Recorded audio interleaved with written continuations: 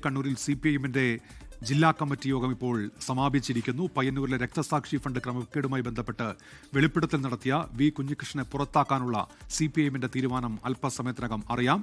ജില്ലാ secretary KK Ragesh വാർത്താസമ്മേളനത്തിൽ ഔദ്യോഗികമായി ഈ തീരുമാനം പ്രഖ്യാപിക്കും. ഇതിനിടെ പയ്യന്നൂരിൽ വി കുഞ്ഞികൃഷ്ണനെ അനുകൂലിച്ചും എതിർത്തും പോസ്റ്ററുകൾ പതിപ്പിച്ചു.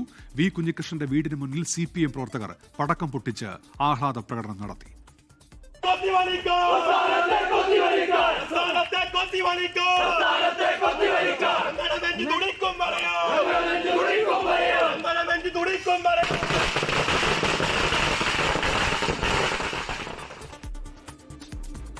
രക്തസാക്ഷി ഫണ്ട് തട്ടിപ്പ് ആരോപണത്തിന് പിന്നാലെ CPIMനെ വെട്ടിലാക്കി ഭൂമി ഇടപാടും. CPIM ഭരണസമിതിയുടെ നിയന്ത്രണത്തിലുള്ള പയ്യന്നൂർ റൂറൽ ബാങ്ക് ഭൂമി വാങ്ങിയതിൽ ജാഗ്രത കുറവെന്ന ഓഡിറ്റ് റിപ്പോർട്ട് 24 ലഭിച്ചു. അജീഷ് ജയകുമാർ ഇപ്പോൾ കണ്ണൂരിൽ നിന്ന് ചേരുന്നുണ്ട്. അജീഷ്, എപ്പോഴാണ് ഔദ്യോഗിക പ്രഖ്യാപനം? അജീഷ്, 3:30 KK രാഗേഷ് CPIMന്റെ കണ്ണൂർ ജില്ലാ സെക്രട്ടറി വാർത്താ സമ്മേളനം വിളിച്ചിട്ടുള്ളത്. രാവിലെ 10 മണിയോടെയായിരുന്നു ജില്ലാ കമ്മിറ്റി യോഗം ചേർന്നത്. ഒട്ടുമിക്ക ജില്ലാ കമ്മിറ്റി അംഗങ്ങളും ഇന്ന് ഇവിടെ എത്തിച്ചേർന്നിരുന്നു. ഇന്നലെ തന്നെ ജില്ലാ സെക്രട്ടേറിയറ്റ് യോഗം തന്നെ അദ്ദേഹത്തെ പുറത്താക്കാൻ, വി കുഞ്ഞികൃഷ്ണനെ പാർട്ടിയിൽ നിന്ന് പുറത്താക്കാൻ തീരുമാനമെടുത്തിരുന്നു. ഇനി ഇതൊരു സാങ്കേതികത്വം മാത്രമായിരുന്നു ഇന്നത്തെ ജില്ലാ കമ്മിറ്റി യോഗത്തിൽ ആ തീരുമാനം അറിയിക്കുക എന്നുള്ളത്. അതിനുശേഷം ഒരു ചർച്ച നടക്കും. ചർച്ച നടന്നതിന് ശേഷം അഭിപ്രായത്തോടെ എന്തൊക്കെയാണ് അഭിപ്രായം അത് രേഖപ്പെടുത്തിയതിന് ശേഷം പാർട്ടി ഈ ജില്ലാ സെക്രട്ടേറിയറ്റ് എടുത്ത തീരുമാനം അംഗീകരിക്കും.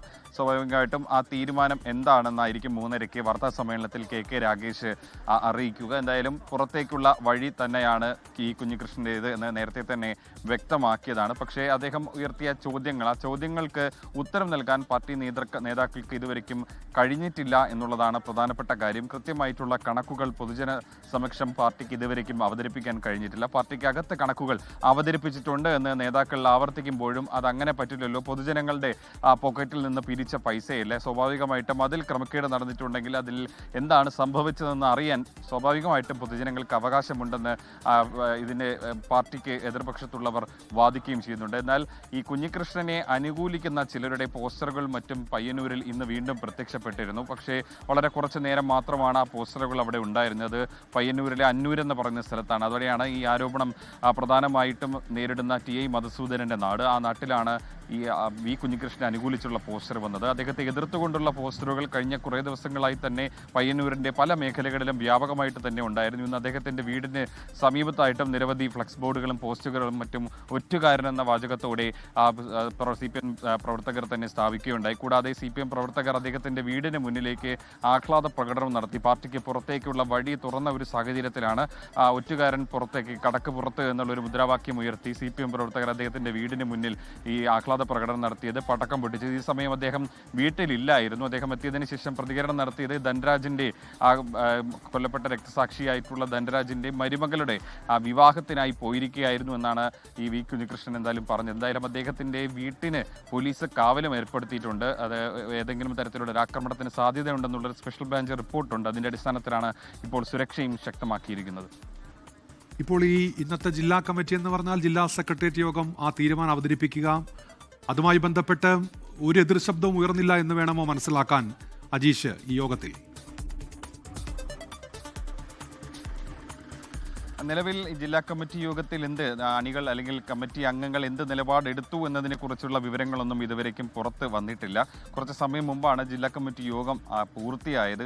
അതിൽ ഏത് തരത്തിലുള്ള ചർച്ചകൾ, അണികൾ ഏതെങ്കിലും തരത്തിൽ കുഞ്ഞികൃഷ്ണനെ അനുകൂലിച്ച് ആരെങ്കിലും സംസാരിച്ചിട്ടുണ്ടോ, അല്ലെങ്കിൽ എല്ലാവരും ഒറ്റക്കെട്ടായിട്ടാണോ ഈ തീരുമാനത്തെ അംഗീകരിച്ചത് തുടങ്ങിയ കാര്യങ്ങളിൽ ഇനി അതിൻ്റെ വിവരങ്ങളൊക്കെ പുറത്ത് വരേണ്ടതുണ്ട്. എന്തായാലും നിലവിൽ ആ കമ്മിറ്റിയിൽ എന്ത് ആണ് അംഗങ്ങൾ സംസാരിച്ചത്, ഐകകണ്ഠേനയാണോ ഈ ജില്ലാ സെക്രട്ടേറിയറ്റ് തീരുമാനത്തെ അംഗീകരിച്ചത് തുടങ്ങിയ കാര്യങ്ങളിൽ അറിയാൻ കഴിയില്ല. എന്തായാലും 3:30 KK രാഗേഷ് ജില്ലാ സെക്രട്ടറി വാർത്താ സമ്മേളനം നടത്തുന്നുണ്ട്.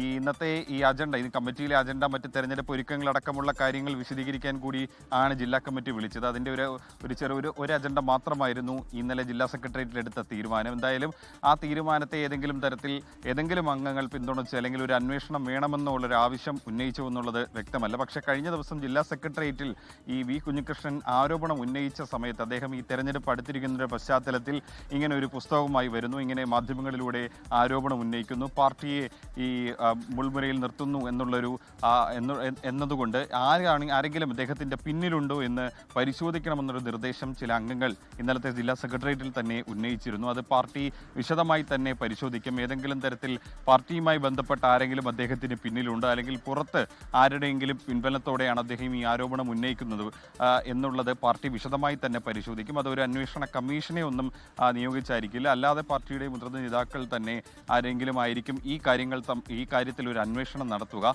കാരണം അദ്ദേഹം ഈ പാർട്ടി തന്നെ നേരത്തെ 2 തവണ അന്വേഷിച്ച് തള്ളിയ സംഭവങ്ങൾ, അത് അദ്ദേഹത്തിന് കൂടി അറിവായ കാര്യങ്ങൾ എന്തിന് ഈ സമയത്ത് തെരഞ്ഞെടുപ്പ് അടുത്തിരിക്കുന്ന സമയത്ത് വീണ്ടും ഉന്നയിച്ചു എന്നുള്ളതാണ് പാർട്ടിയെ പ്രധാനമായും കുഴപ്പിക്കുന്നത്. കാരണം അദ്ദേഹത്തിന്റെ ചോദ്യങ്ങൾ പലതും ഇപ്പോഴും പ്രസക്തമാണ്, അതിന് കൃത്യമായി ഉത്തരം കൊടുക്കാൻ പാർട്ടിക്ക് കഴിയുന്നുമില്ല. ലോകത്തെവിടെയായാലും ഏത് സമയത്തും 24 വാർത്തകളും ഓഗ്മെന്റഡ് റിയാലിറ്റി പാക്കേജുകളും എക്സ്പ്ലെയിനറുകളും വിശദമായി കാണാൻ ഞങ്ങളുടെ യൂട്യൂബ് ചാനൽ നിങ്ങൾക്ക് സബ്സ്ക്രൈബ് ചെയ്യാം.